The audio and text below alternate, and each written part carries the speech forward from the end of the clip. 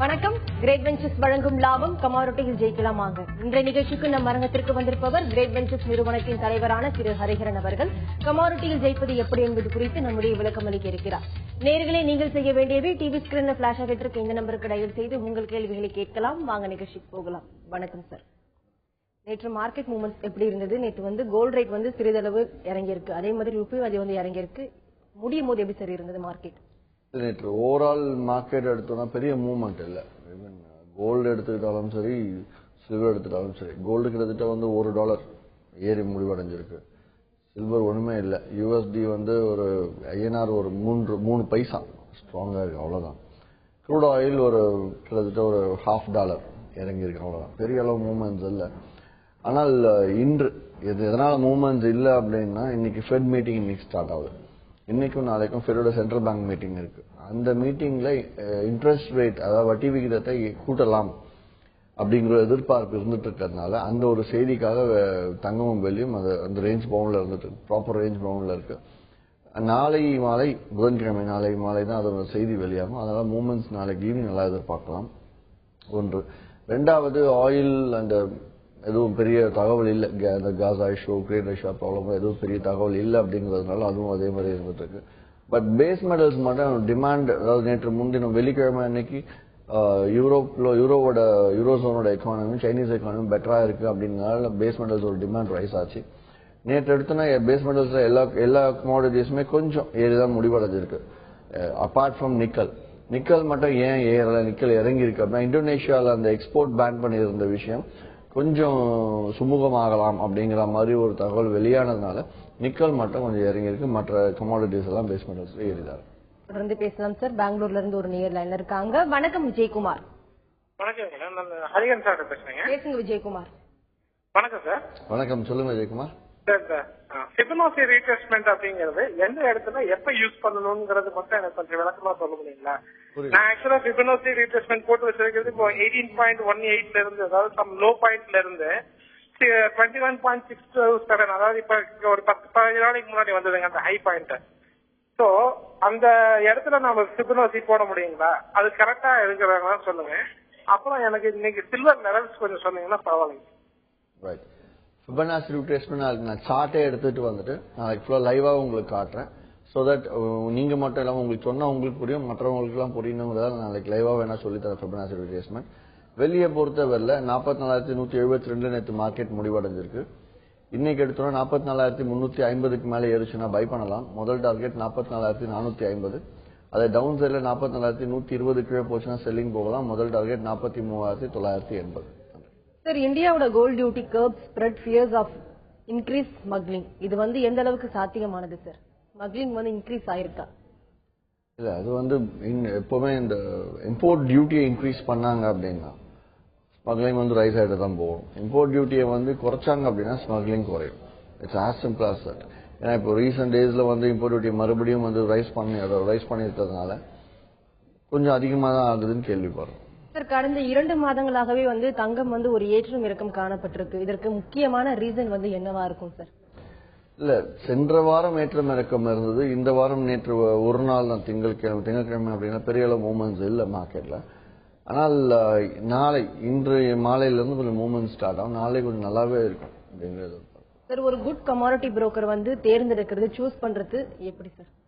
அதை என்கிட்டே கேக்குறீங்க. as simple as that. First registered மெம்பரான்னு பாத்துக்கோங்க. ஏன்னா சென்ற வாரம் கூட ஒரு செய்தித்தாளில் படிச்சேன், பணம் வாங்கி ஏமாற்றி இருக்காங்க. அதனால கமாடிட்டிங்கிற பேரை கூட சொல்லல, க்ரூட் ஆயில்ல பணம் போட்டு ட்ரேட் பண்ணி தரேன் அப்படின்லாம் பணம் வாங்கி ஏமாத்திருக்காங்க. அந்த மாதிரி யாருமே அவங்க டைரக்ட் மெம்பரே கிடையாது. அதனால டைரக்ட் மெம்பரான்னு ஃபர்ஸ்ட் செக் பண்ணிக்கோங்க. M6 கிட்ட ரெஜிஸ்டர்ட் மெம்பரான்னு செக் பண்ணுங்க. அதுக்கு அடுத்தது அந்த சஸ்பென்ஷன் லிஸ்ட், டெர்மினல் டிசேபிள்மெண்ட்ல அவங்களோட லிஸ்ட் இருக்கான்னு சொல்லிட்டு செக் பண்ணுங்க. டெர்மினல் டிசேபிள்மெண்ட் அப்படின்னா பணம் இல்லாததுனால M6 அவங்க ட்ரேட் பண்ண முடியாம நிப்பாட்டி வைப்பாங்க. அடுத்து எப்ப பணம் கட்டுறாங்களோ அப்பதான் ஆக்டிவேட் பண்ணுவாங்க. ஸோ அந்த லிஸ்ட்ல இருக்காங்களான்னு பார்க்கலாம் நீங்க. அதுக்கு இது இப்ப எங்க பார்க்கணும்னு தெரியல, M6ன்னு போட்டு டெர்மினல் டிசேபிள்மெண்ட் போட்டீங்கனாலே வரும். ஒவ்வொரு காலாண்டுக்கு ஏற்றிட்டு இருப்பாங்க, அதை பார்த்தாலே தெரியும். அதனை அடுத்தது இது பேசிக் கம்பெனியை சூஸ் பண்றதுக்கு. அதுக்கு அடுத்து பே அவுட்ஸ்ல பே அவுட் பணம் நீங்க கேட்டா கரெக்டா பே அவுட் அதிகபட்சம் 48 மணி நேரத்தில் ஆகுதா அப்படிங்கறத நீங்க செக் பண்ணிக்கணும். அதுல யாரா ஃபாஸ்டா கொடுக்குறாங்களா அப்படின்னா இன்னும் பெட்டர் கம்பெனியா இருக்கணுங்கிறத சூஸ் பண்ணிக்கோங்க. அதனே அடுத்தது எடுத்தீங்கன்னா லெவல், ஏதாவது இது வந்து பேசிக். அதுக்கப்புறம் உங்களோட பணம் இது இவ்வளவு பேசின பணம் சேஃப்டியா இருக்கான்னு செக் பண்றதுக்காக. இதுக்கு அடுத்து எடுத்து பார்த்தோம்னா நீங்க வியாபாரம் செய்யும் போது லாபம் எடுக்கிறீங்களோ இல்லையோ, நஷ்டமாகாம எப்படி வியாபாரம் செய்யறது அப்படிங்கிறதுக்கு தகுந்த கம்பெனியும் தேர்ந்தெடுக்கணும். அந்த மாதிரி தேர்ந்தெடுக்கும் போது இந்த மாதிரி கிரேட் வெஞ்சர்ஸ்ல கொடுக்கக்கூடிய லெவல்ஸோ இல்லைன்னா இந்த சார்ட்ஸ் நாங்கள் கொடுத்துட்டு இருக்கோம் இல்லையா, பை இண்டிகேட்டர், செல் இண்டிகேட்டர், எங்க ஸ்டாப் லாஸ், எங்க டார்கெட்ங்கிறது சார்ட்டே டிரா பண்ணிடும். ஒரு முந்தனையோட ஃபெபனாசியை பத்தி கேட்டாரு, அதை பத்தி இப்ப நாளைக்கு சொல்லி கொடுத்தேன் அப்படின்னா இந்த மாதிரி எஜுகேஷனும் வந்து சொல்லி கொடுப்போம். கேட்டீங்க அப்படின்னா கண்டிப்பா வந்து லைவாவே உட்காந்துட்டு ஆபீஸ்ல சொல்லி கொடுப்பாங்க. ஸோ அந்த மாதிரி விஷயங்கள், டெக்னிக்கலாக தேவையான விஷயங்கள். அதுக்கு அடுத்தது டிப்ஸ், ட்ரேடிங் டிப்ஸ் வந்து உங்களுக்கு ஒரு நாளைக்கு 8 to 10 டிப்ஸ் கொடுத்துட்டு இருப்போம். அந்த டிப்ஸ் எப்படி இருக்குன்ற பாஸ்ட் பெர்ஃபார்மன்ஸ் ரிப்போர்ட் வெப்சைட்ல போடுறாங்க. வெப்சைட்ல இருந்தா பார்த்தாலே தெரிஞ்சிடும். அதாவது இப்ப பாஸ்ட் பெர்ஃபார்மன்ஸ் நான் போன மாசம் வேற மாதிரி டிப்ஸை கொடுத்து இந்த மாதம் மாற்றி போட்டிருந்தேன்னா கண்டிப்பா எல்லாருமே கேள்வி கேட்பாங்க. அதனால இருக்க டிப்ஸ் அப்படியே தான் பாஸ்ட் பெர்ஃபார்மன்ஸ்ல போடும். கரெக்டா போடுறாங்களா, அந்த பாஸ்ட் பெர்ஃபார்மன்ஸ் எல்லாம் சரியா இருந்திருக்கா அப்படிங்கறத அனலைஸ் பண்ணாலே நீங்க எந்த கம்பெனில போய் சூஸ் பண்ணி நீங்க உட்காரலாம் அப்படிங்கறது நீங்க தேர்ந்தெடுக்கலாம். தொடர்ந்து பேசலாம் சார். பாண்டிச்சேரியில இருந்து ஒரு நேர் லைன்ல இருக்காங்க. வணக்கம் ஜோதி.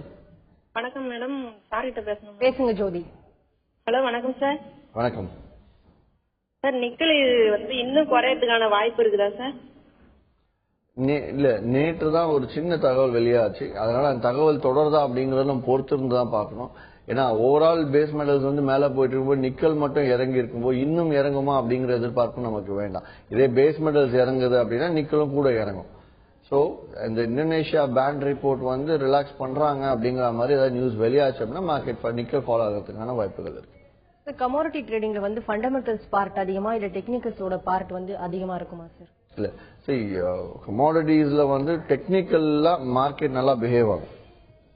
ஒரு 80% டெக்னிக்கல்ஸ் நல்லாவே பிஹேவ் ஆகும்.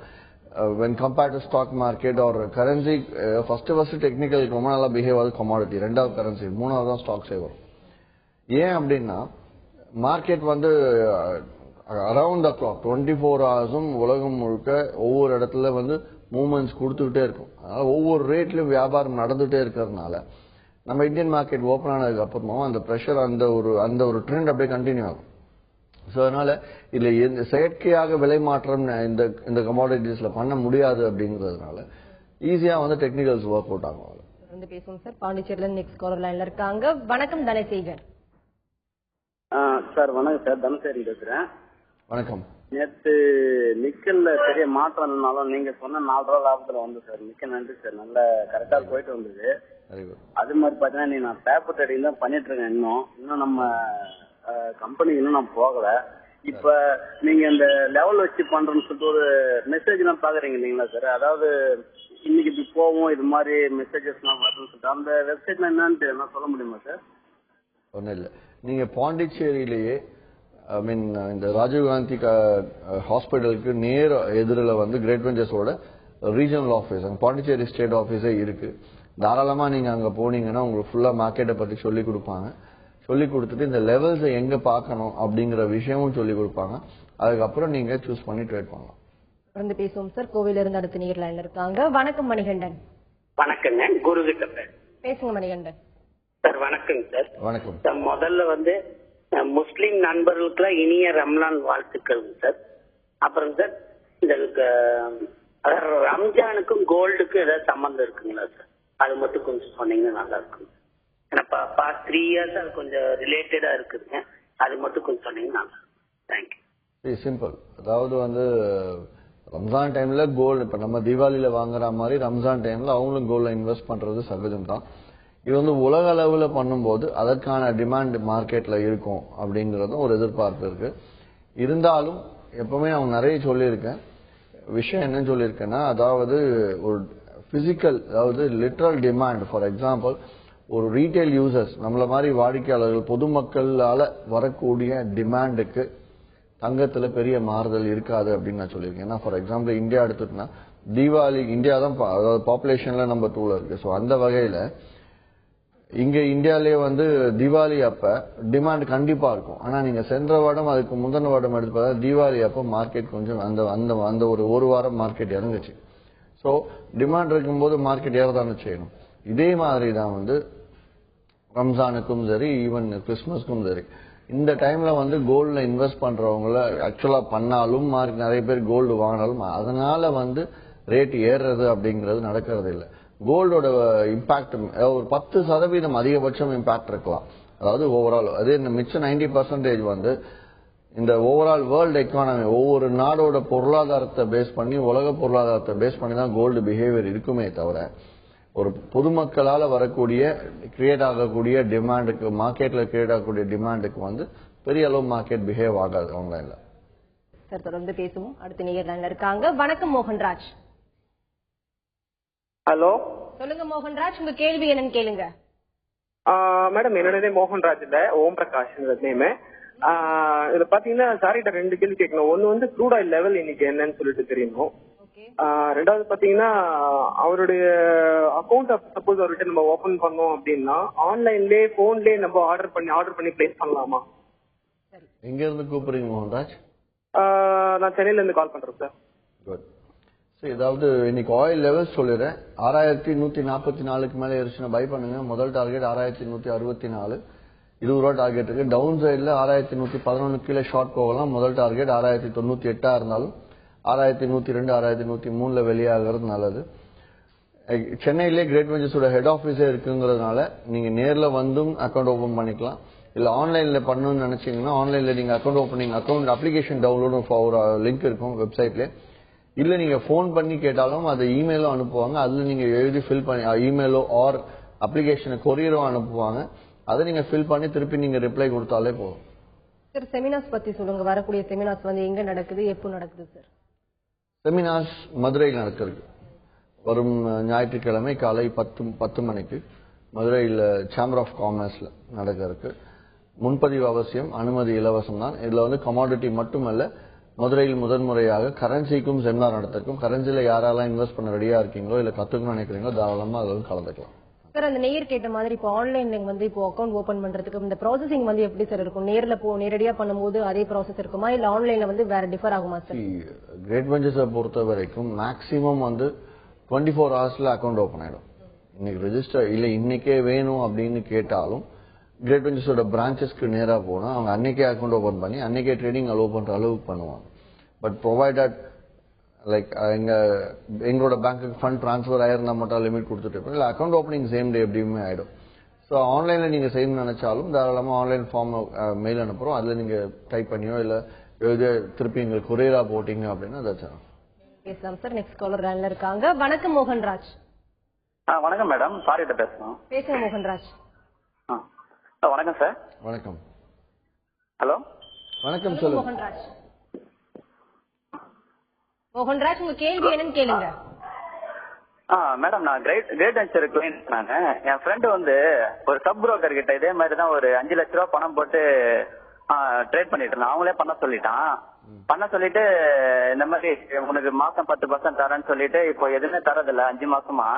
அது நம்ம எங்க போய் கம்ப்ளைண்ட் பண்ணோம்னா கரெக்டா நம்ம அந்த கேஷ் வந்து நம்ம வாங்க முடியும், பண்ண முடியும். அந்த மாதிரி நிறைய பேர் ஏமாத்திட்டு இருக்காங்க. ஒரு நிமிஷம் மோகன்ராஜ், நீங்க வந்து அக்கவுண்ட் ஓபன் பண்ணி கிளைண்ட் கோட் எல்லாம் கொடுத்தாங்களா அந்த நிறுவனத்துல, இல்லனா வந்து ஒரு தனிப்பட்ட நபர் பணம் வாங்கினாரா?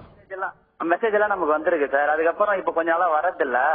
அப்போ கேட்டா நீ எங்க வேணாலும் போய் பார்த்து கம்ப்ளைண்ட் பண்ணிக்கிற மாதிரி சொல்றாங்க. இப்ப 5 லட்ச ரூபா என் ஃப்ரெண்டு போட்டுட்டு இப்ப ரொம்ப வெக்ஸ் ஆயிருக்காரு. அவரு இப்ப கிரேட் வெஞ்சர் கிளைண்ட் தான் அவரு. ஆனா சின்ன அமௌண்ட் போட்டு பண்ணிட்டு இருக்காரு சார் அவரு. இல்ல இப்போ கிரேட் வெஞ்சர் கிளைண்ட். இதுக்கு முன்னாடி அவரு எந்த கம்பெனில பணம் கொடுத்தாரு?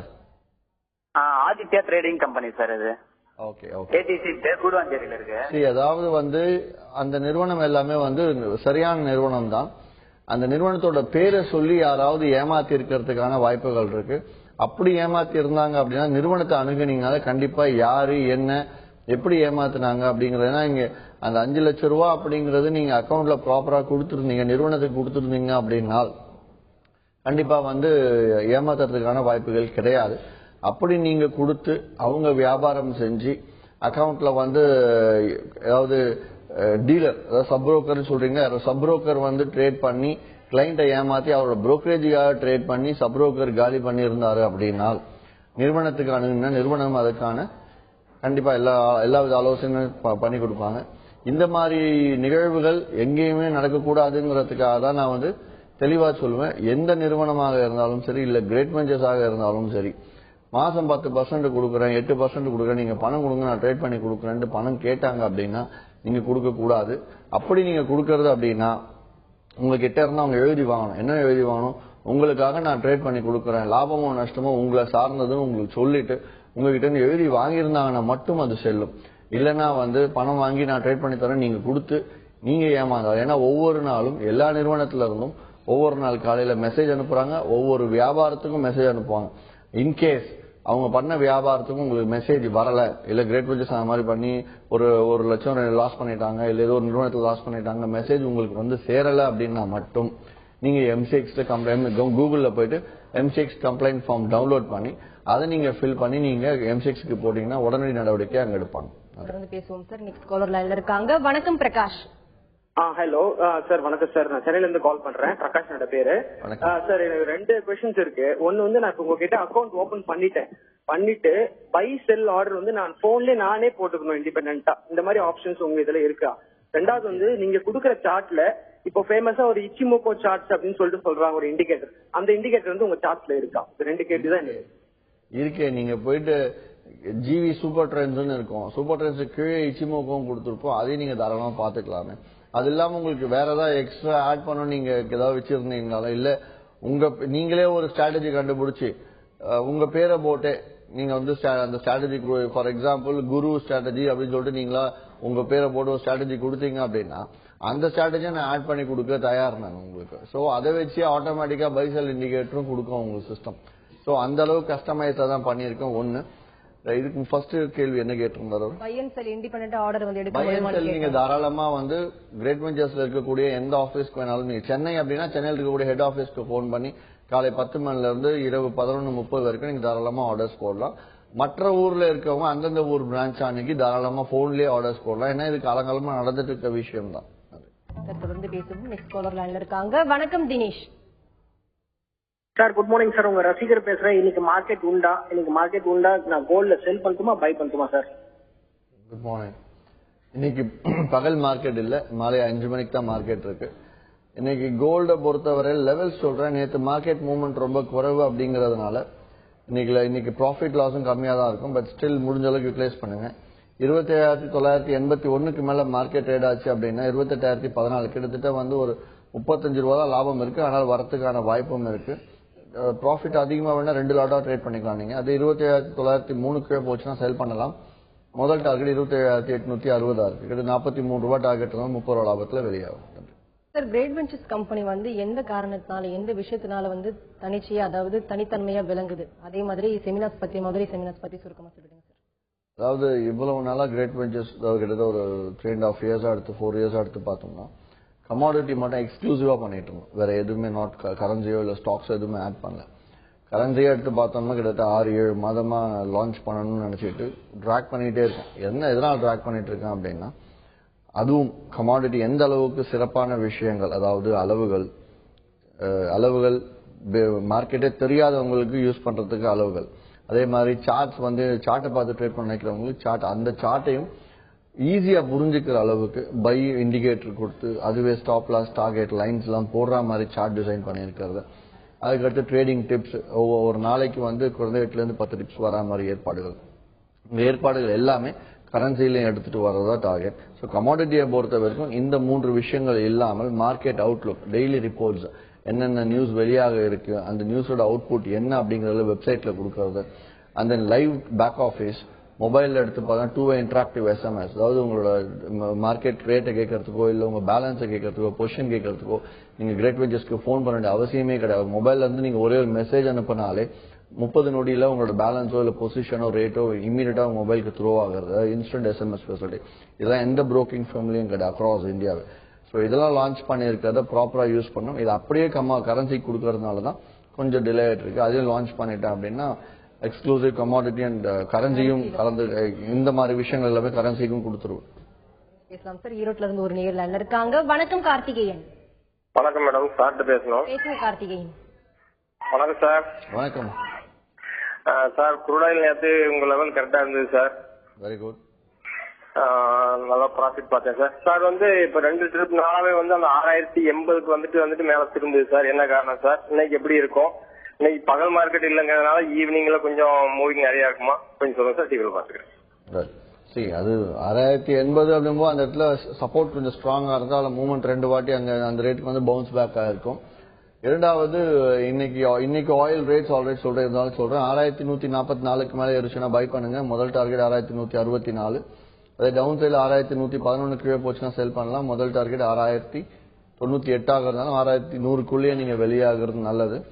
அதுக்கு அடுத்தது இன்னைக்கு ஈவினிங் மார்க்கெட் டே மார்க்கெட் இல்ல ஈவினிங் மார்க்கெட்லாம் கொஞ்சம் மூவ்மெண்ட்ஸ் பெட்டராகவே இருக்கும். அதெல்லாம் ஃபெட் மீட்டிங்கும் நடந்துட்டு இருக்கிறதுனால எதுவும் திடீர் தகவல்கள் வெளியாச்சு அப்படின்னா அதுக்கான மூவ்மெண்ட்ஸும் கொடுக்கறதுக்கான சான்சஸ் இருக்கு. சார், இவ்வளவு நேரமா கமாடிட்டி வாணிபத்தில் இருக்கக்கூடிய பலவிதமான ஏற்றம் இறக்கங்கள் குறித்து நிறைய விஷயங்கள் ஷேர் பண்ணிக்கிட்டீங்க. நேரில் கேட்ட ஒவ்வொரு கேள்விக்கும் ரொம்ப பொறுமையா பதிலளிச்சீங்க சார். நன்றி. நன்றி.